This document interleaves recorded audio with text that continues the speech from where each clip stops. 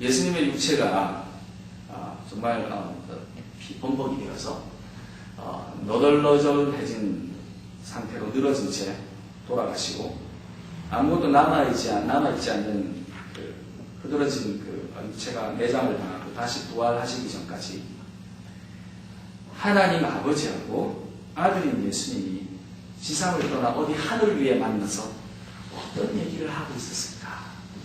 이런 생각을 해봤어요. 제가 하늘 위에서 사막빛 위에서 이렇게 떠 있으면서 그런 생각이 갑자기 드는 거였습니다. 예수님이 돌아가셨어요. 그리고 그 자리를 떠나서 위에 올라가셨을 것 같아요. 그리고 하나님을 만났습니다. 아버지와 아들이 두 사람이 위에 만나서 이틀 내려다보면서 무슨 얘기를 하고 있었을까? 그게 궁금했다는 겁니다. 아들의 모욕을 당하신 모습을 보신 아버지. 아들이 채찍에 맞고 빨가벗겨진 채 살가죽이 터져나가도록 매를 맞고 침뱉음을 당하고 소나 말, 짐승보다도 더 못한 취급을 받아 마침내는 큰 고통 가운데 죽어가던 아들을 위에서 보면서 외면하던 그 아버지와 이 아픔과 고통의 과정을 마치고 이제 하나님 앞에서 함께 아버지와 자리한 아들은 그 죽음의 그 순간부터 부활의 날 그 아침까지 하늘 위에서 무슨 얘기를 나누었을까? 무슨 생각을 하고 있었을까? 무엇을 행하고 있었을까? 성경은 별로 얘기를 안 합니다. 근데 하늘을 위해서 비행기를 타고 하다 보니까 충분히 이틀 동안 충분히 시간이 많으셨을 것 같아요. 이것이 제가 하늘 위에서 삼만주택 상공위에서 생각했던 묵상이었습니다. 오늘 우리가 처음 읽었던 본문은 자신들이 맡겼던 그 포도원 농부들한테 세를 받기 위해서 또는 원래 그렇게 받아야 됐던 그런 것들을 받기 위해서 또는 뭐 체크를 하기 위해서 자신의 아들을 보내었던 주인의 얘기를 담고 있습니다. 주인의 기대와는 달리 사실 주인은 그렇게 생각했겠죠. 포도원의 주인은 자기 신하들을 보냈는데 자기 종들을 보냈는데 처음에 운전박대를 당하기도 하고 죽임을 당하기도 하고 매도 맞기도 하고 그런 몇 차례의 과정을 거쳐서 그러면은 내 아들을 보내주면 잘 대해주겠지 라고 생각하고 인정해주겠지. 저 사람들이 내 아들을 보냈으니까 나를 대하는 것처럼 동일하게 대하고 마음을 돌이켜서 돌아오겠지 라고 하는 기대를 가지고 아들을 보내었는데 그 기대가 무참히 밟힌 그 사건을 얘기하고 있습니다. 그 포도원의 주인에 관한 얘기를 담고 있어요. 여기서 포도원의 주인의 기대는 자신의 아들이 보호받고 인정받고 포도원의 주인을 대변하는 권위를 주인으로서 그 아들이 대우받기를 기대하는 장면을 보게 됩니다. 그러나 그 기대는 처절히 무너졌어요. 우리는 너무 쉽게 하나님께서 자신의 아들을 내어주고 십자가에 달리게 하신 계획을 당당하게 이야기하곤 합니다. 구원의 역사 가운데서 당연히 있어야 할 일이 마치 생겼던 것처럼. 그래서 그 구원의 당연한 수혜자인 우리들은 너무나 당연히 감사하다고 얘기하고 너무나 당연히 은혜스럽다고 얘기를 합니다.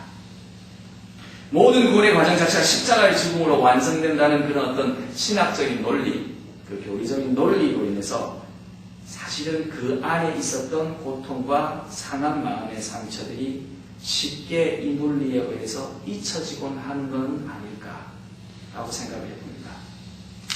정말 하나님이 자신의 아들이 이토록 피범벅이 되고 십자가에 너덜거리는 찢겨진 천조각처럼 흔들거리며 외마디를 통해서 죽어가는 아들의 모습을 기대하시고 계획하시고 이를 만들어 가셨을까? 한번 생각해 봅니다. 우리는 너무나 당연히 이것이 은혜인 양 아무것도 우리는 할 수 없으니까 그리고 그것을 통해서 받았던 수혜자, 구원의 수혜자인 우리들은 또한 우리의 자랑인 양 얘기합니다. 넙죽절하고 아무것도 하늘이 없는 것이 마치 자랑인 양 얘기하면서 죄송합니다 하나님. 그러나 넙죽절하고 은혜라고 받아먹고 기뻐하고 즐거워합니다. 그래서 이런 생각이 드는 겁니다. 죄송하지만 이렇게 한번 생각해 봤습니다. 만약에 제 아들이 예수니까 이렇게 예수님처럼 당했다면 저는 어떻게 했을까요? 제 아들이 길을 지나가다가 영 잘 모르는 사람한테 갑자기 빗사리를 한 대 맞고 돌아서 엉엉 울고 저한테 다가온다면 저는 어땠을 것 같습니까? 저 성격 하니까 쫓아갔을 겁니다. 쫓아가서 좀 가만히 안 있었을 것 같아요. 한바탕 했을 것 같습니다. 자라면서 목사의 아들로 자랐기 때문에 목사님들 참아라 하는 얘기를 수없이도 많이 들었던 저는 뭐 말도 안 되는 이 얘기로 쓸데없이 누가 제 아들 구박하거나 손 하나 깜빡거리 건드리면 예수 안 믿고 떠나서 관계없이 단칼에 해결할 용의가 있습니다. 저 계급장 떼고 한번 붙어보자 라고 생각한다 이 말입니다. 아버지의 입장에서. 왜냐고요? 제 아들입니다. 저는 그렇게 할 것 같습니다. 근데 하나님은 안 그럴 것 같으세요?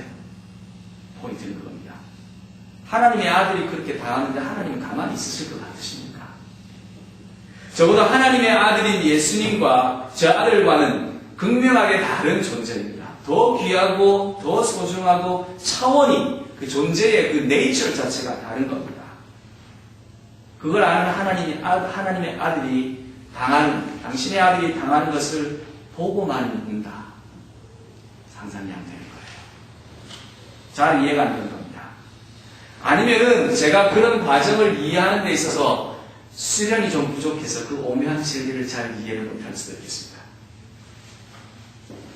그러면 왜 하나님께서는 이렇게 당하는 아들을 그 금요일날 밤에 보고만 있으셨을까요? 그 처절한 아들의 절규를 그냥 듣고만 계셨을까요? 내 아들이 이렇게 아파하는데 왜 마지막까지 그냥 침묵으로만 응답하셨을까요? 저는 하나님이 다시 한번 자기가 만든 피조물을 기다리고 돌아오고 그 마지막 순간에도 아들을 다시 온전히 바라보고 인정하는 것을 마지막 그 도로 숨 넘어가기 1초 전까지 그 순간까지 기다리셨지 않았을까 싶습니다. 포도원의 주인처럼 마지막 최후의 그 숨 넘어가는 자신의 아들이 죽어가는 그 숨 넘어가는 그 순간까지 죄로 점철된 그 인간들이 마지막 그 순간 그 1초 전이라도 예수님이 누구인지를 알아보기를 기다리고 계셨지 않았을까? 그 심정 말입니다. 하나님과 인간의 관계를 잘 전달하는 그 신앙의 성숙을 잘 정리해서 하는 말들 중에 이런 말이 있습니다. 인간이 전적으로 할 수 없는 일에서는 하나님께서는 전적으로 해결해 주시고 인간이 스스로 도울 수 있는 일에서는 하나님께서는 관여하시지 않는다라는 그런 표현이 있어요. 예수님을 바라보고 예수님을 알아보는 그 순간까지 기다리셨던 하나님께서는 실제로 우리가 예수님을 바라볼 수 있지 않았을까 하는 마지막 기대가 계셨던 것은 아니었을까? 내가 만든 내 새끼들인데, 내가 만든 내 창조물인데, 예수님과 같이 내 아들과 내 자녀로 만들었는데 설마 하는 그 기대가 있지 않으셨습니까?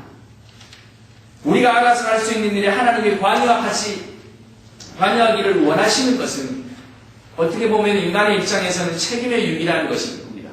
실제로 이 책임의 유기가 얼마나 많은지 몰라요. 하나님 사실은 침묵하실 때는 그래서 우리가 무엇을 해야 하나 더 고민하면서 살아야 한다는 그런 이야기입니다. 예수님을 십자가에 마지막으로 매다는 이 순간에도 그래서 하나님은 오히려 우리가 스스로 예수님을 알아보고 다시 십자가에서 내리기를 기대하지 않았을까? 그래도 내가 만든 내 새끼들인데. 안타깝게도 우리 인간의 본성은 이 인간들한테 주어진 자율이라는 이 권리를 최악으로 사용하는데 이골이 난 성질을 가지고 있는 존재들입니다. 잘 이해해보세요. 한참 수업시간, 고등학교 시절로 들어갑니다. 수업시간 선생님이 갑자기 수업을 하다가 갑자기 수업하시는 선생님이 교장 선생님의 호출을 받아서 교장실로 가시면서 하시는 말씀. 야, 10분 만에 내가 돌아올 테니까 10분 동안 자습해. 조용히 앉아서 문제 풀고 있어. 하고 가십니다. 선생님이 떠나고 나신 뒤에 조용히 앉아서 문제를 풀고 있는 경우 있습니까? 저는 명문고등학교를 안 나왔기 때문에 몇 명이나 문제를 풀고 있는지 저는 생생하게 기억을 합니다. 자, 보겠습니다. 저희 학교, 제 반은 떠나고 난 뒤, 선생님이 떠나고 난 뒤 10초 안에 상황은 딱 이렇게 정리가 됩니다. 엎드려서 자는 놈, 때는 이때다 도시락 까먹는 놈, 만화책 꺼내서 읽는 놈, 뒤에서 웅성웅성 모여서 태권도 발차기 옆차기 하는 놈, 한 수 가르쳐준다고 뒤에서 씨름하는 놈, 무슨 짓을 하는지 모르지만 자기들끼리 모여서 키득키득 웃는 놈들. 선생님이 떠나고 난 뒤에 10초 뒤에는 자율학습이라는 것은 없습니다. 오히려 혼란밖에 없습니다. 그것이 저의 고등학교의 경험이었습니다. 여러분들은 어떤지 잘 모르겠습니다. 선생님이 들어오면서 모든 상황이 종료가 되죠. 몇 녀석은 다시 한번 불러들어가서 한 대씩 맞고, 그리고 좀 투덜대고, 이러면서 저희 고등학교 시절은 지나갔던 기억이 있습니다. 기억나시죠? 자유는 어떻게 보면은 인간의 본성상 지키기 어려운 항목이었던 겁니다. 뜻대로 잘 안 되는 것이 자유인 겁니다. 그리고 자유함이라는 것이었습니다.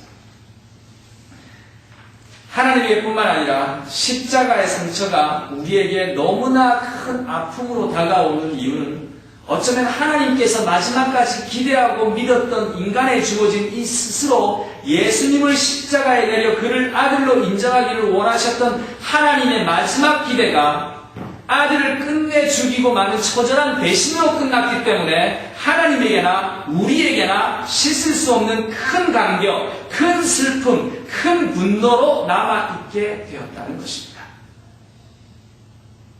오늘 그래서 첫 번째 본문은 이렇게 얘기합니다. 아들을 죽인 이를 처단하고 다른 이에게 주겠다. 이게 오늘의 본문이었어요. 내 아들을 죽였으니 내가 처단해버리겠다. 포도원 주인의 이야기입니다. 이게 세상 이야기예요. 이게 정말 하나님의 마음이었지 않았을까 저는 생각을 해봅니다. 마지막 순간까지 걸었던 기대가 처참하게 무너진 하나님께서는 정말 그런 분노가 없으셨을까요? 3만 미터 상공회에서 이렇게 마지막에 배신당한 아들을 맞이하는 하나님의 심정을 생각해 보았습니다. 찢어진 상처를 가지고 피 흘리는 그 몸을 가지고 슬픈 눈을 가지고 하늘 위로 올라오신 그 아들인 예수님을 바라보는 아버지의 심정은 어땠을까요? 육신은 땅에 피폐된 채 어두운 땅 속에 묻힌 채 그리고 그것을 두고 올라오신 아들인 예수의 상처를 바라보고 있는 아버지 하나님, 그리고 이를 당하고 올라오신 예수님의 눈길 속에 두 분이 앉아서 교감하는 그 자리에 어떤 얘기들과 어떤 말씀과 어떤 생각들이 오고 갔을까요? 이제 말 한마디면 끝나는 상황입니다. 내가 이놈의 자식들을 다 끝내버리겠다. 예수야, 내 아들아, 내가 미안하다. 끝까지 못 지켜줘서 미안하다. 내가 끝까지 저 피조물들을 믿었던 내가 잘못된 거다. 결국 저놈들은 안 되는 놈들이니까 내가 밑으로 내려가서 처단해버리겠다. 라고 하나님께서 얘기하실 수 있었을 것입니다. 예수님께서는 이렇게 말씀하실 수 있었을 거예요.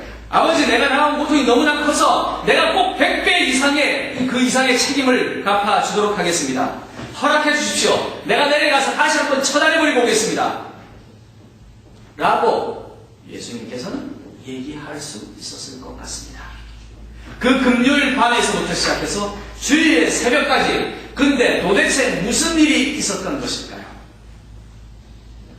저는 하나님께서 진정으로 고뇌하셨을 것 같습니다.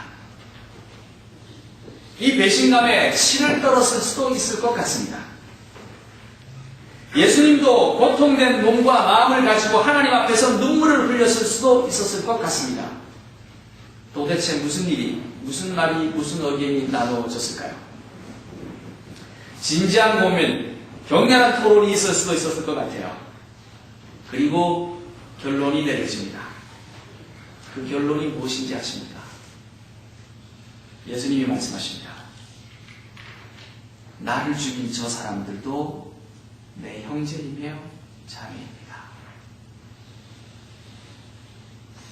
하나님이 말씀하십니다. 내 아들에게 상처를 주고 내 아들을 죽인 저 인간들도 내 새끼들이다.